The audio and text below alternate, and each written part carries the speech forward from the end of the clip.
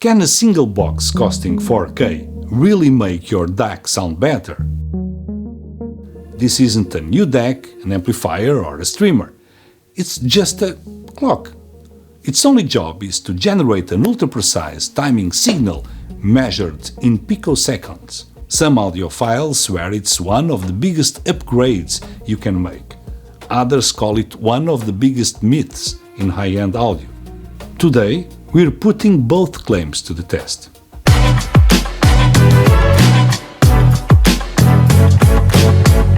A few months ago, I reviewed the Eversolo Z10 DAC and briefly tested it with an external master clock. The response was overwhelming. Some viewers call it one of the most important upgrades in digital audio. Others said it couldn't possibly make any difference. That debate deserved its own video. So today, that's exactly what we're doing.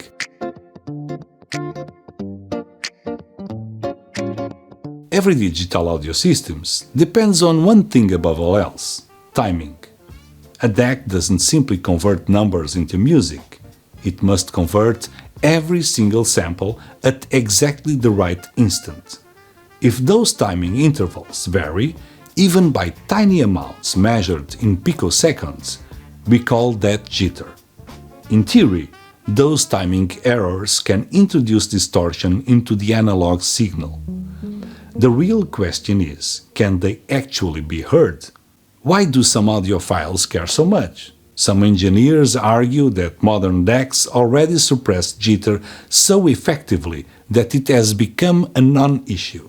Others believe that reducing clock instability can improve subtle aspects of the sound, such as stereo imaging, soundstage depth, instrument separation, high-frequency smoothness. These differences are usually described as subtle rather than dramatic. Yet, some enthusiasts are willing to spend thousands of dollars or euros chasing them. Every DAC contains its own clock. In many products, it's already extremely accurate. But high-end external master clocks take precision much further. Instead of using a standard crystal oscillator, they often employ temperature-compensated crystal oscillators, oven-controlled crystal oscillators, or, in the most extreme cases, rubidium atomic references. The idea is simple. The more stable the timing, the more accurately the DAC reconstructs the analog waveform. At least that's the theory. So why spend 4,000 euros or dollars? This is where opinions become sharply divided. Supporters believe a master clock unlocks the full potential of a high-end DAC. Skeptics argue that if a DAC needs an external clock to sound its best, perhaps it wasn't designed well enough in the first place. Let's find out where the truth lies. At first glance, a master clock doesn't seem very exciting. It doesn't amplify music, it doesn't convert digital to analog, it doesn't even process an audio signal. Its only job is to provide an extremely accurate timing reference. How can something that appears to do so little cost around 4,000 euros? The answer lies inside. Unlike the crystal oscillators found in most digital components, high-end master clocks use extremely stable oscillators that are carefully selected, temperature-controlled, and isolated from vibration and electrical noise. In many cases, the oscillator operates inside a miniature oven, not because it needs to stay warm, but because crystals become more stable when kept at a constant temperature. The goal is simple: reduce frequency drift as much as possible. Some manufacturers even spend days measuring and matching individual oscillators before they're installed into the final product. It's precision engineering at a level that most of us never see. Whether that precision translates into audible improvements is another question entirely. One specification has become increasingly common in high-end digital audio. Just a few years ago, only a handful of flagship DACs offered this feature. Today, many manufacturers are adding 10 MHz inputs to their premium DACs, streamers, and digital transports. The idea is straightforward. Instead of every component relying on its own internal reference, multiple devices can lock onto the same ultra-stable master clock. In theory, they all work from exactly the same timing reference. This doesn't mean the clock carries any music. It doesn't. It only carries timing information. Think of it as a conductor standing in front of an orchestra. The conductor doesn't play a single note, but everyone performs in time because they're following the same reference. Whether that leads to better sound depends on how the equipment is designed and how effectively it uses that external reference. Setting up the external master clock couldn't be much simpler.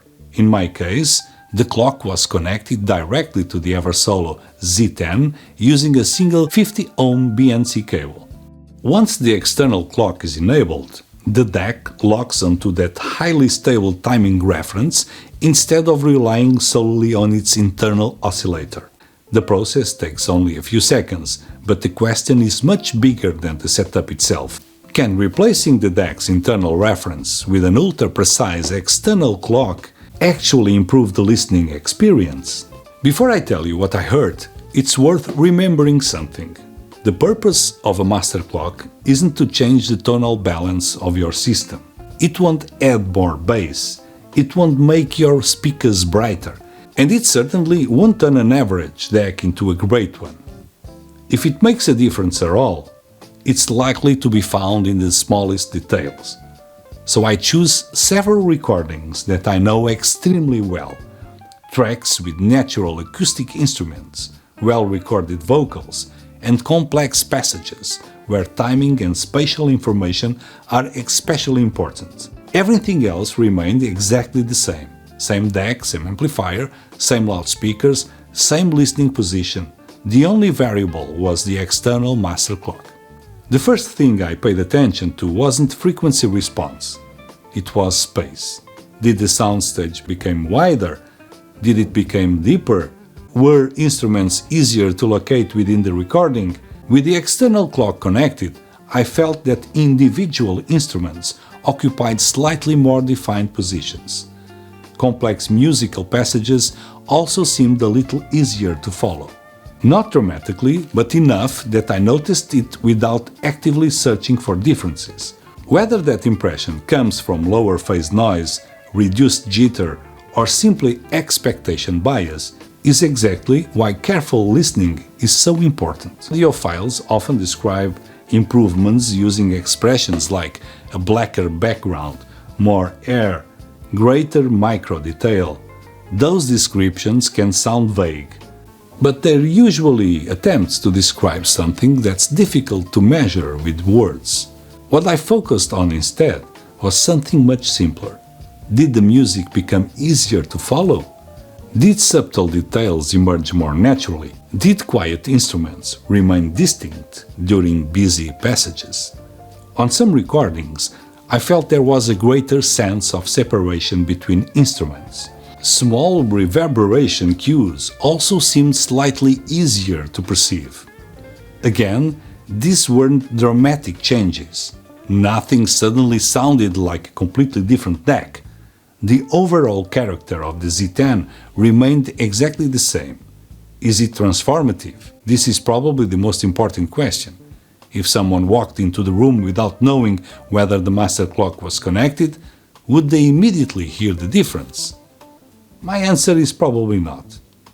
The improvements, at least in my system, were subtle rather than transformative. But subtle doesn't necessarily mean insignificant. High-end audio has always been about chasing small improvements. Whether those improvements justify the cost depends entirely on your expectations, your system, and ultimately your ears. At this point, some of you may be expecting laboratory measurements. I'd love to show you all of that, but I simply don't own the specialized test equipment required to perform those measurements accurately. And rather than pretend otherwise, I'd rather be honest. My goal with this video isn't to reproduce laboratory data, it's to answer a simpler question. What happens when the real music listener connects a high-end master clock to a high-end DAC? Does the listening experience change? And if it does, Is the difference worth the investment? If you look at published laboratory measurements from respected engineers, you'll find something interesting. Modern DACs already exhibit extremely low levels of jitter. Some external master clocks produce measurable improvements. Others show little or no measurable change. And even when improvements can be measured, the next question remains the most difficult one. Are those changes actually audible? That's where engineering and listening often begin to tell different stories. That's why listening still matters. Measurements are incredibly valuable. They tell us what the equipment is doing, but they can tell us whether a particular listener will find that change meaningful. That's why I approach this video from the perspective of listening rather than laboratory analysis. Not because measurements aren't important, but because I don't want to claim results that I can't personally verify. This brings us to a much bigger question. Not whether the master clock works, but whether it's the best way to spend 4,000 euros. Imagine you have exactly the same budget. Would you hear a bigger improvement from an external clock or from better loudspeakers? A better amplifier? Acoustic treatment? Or simply optimizing speaker placement? That doesn't make a master clock pointless. It simply places it much further down the upgrade path.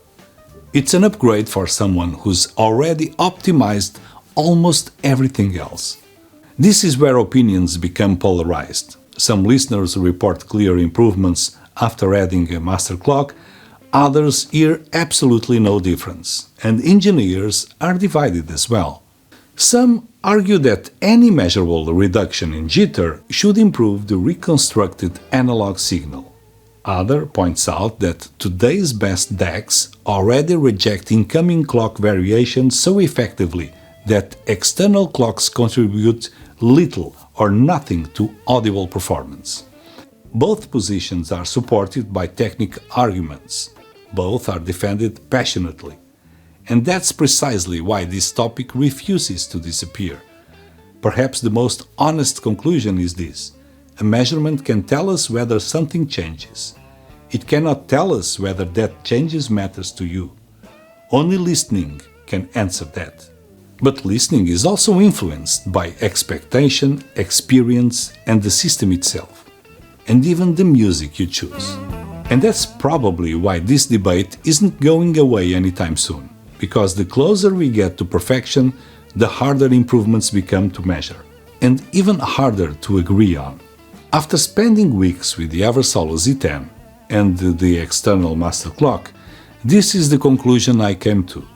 A master clock is not a revolution, it's a refinement. It won't transform your DAC overnight, it won't reinvent your music collection, and it certainly won't replace good speakers, careful system matching, or proper room acoustics. What it can do is polish the final few percent of an already exceptional digital front end. At least in the right system, is refine what's already excellent. The improvements, if you hear them, are likely to be subtle.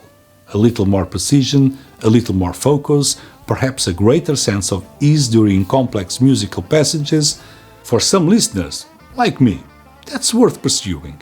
For others, it simply won't justify the cost. Is your system ready? Before you even think about buying an external master clock, ask yourself a few questions. Is your room acoustically optimized? Are your loudspeakers positioned correctly? Have you already invested in speakers, amplification, and source components that truly match one another? Does your DAC actually support a high-quality external reference clock? And perhaps most importantly, do you already know your system well enough to recognize very small changes? If the answer to any of those questions is no, there are probably much better ways to spend 4,000 euros. I don't think external master clocks are designed for the average music lover. They're designed for enthusiasts who have already optimized almost every other part of their system. People weren't looking for dramatic improvements, but for the final few percent of performance. Whether that final few percent matters is a completely personal decision. Digital audio has become remarkably good. Even relatively affordable DACs now achieve levels of performance that would have been considered extraordinary just a decade ago. That also means every additional improvement becomes harder to achieve and far more expensive. The closer you get to perfection, the more you pay for every tiny step forward. So, is mastering the clock the ultimate finishing touch, or simply an unnecessary luxury? After everything I've heard and everything I've measured, I think the answer depends less on the clock and far more on the system it's connected to and the expectations of the person listening. Because in the end, the most important component in any audio system is still the one sitting in the listening chair. If you enjoyed this deep dive into one of high-end audio's most debated topics, don't forget to like the video, subscribe to HiFi Room, and I'll see you in the next one.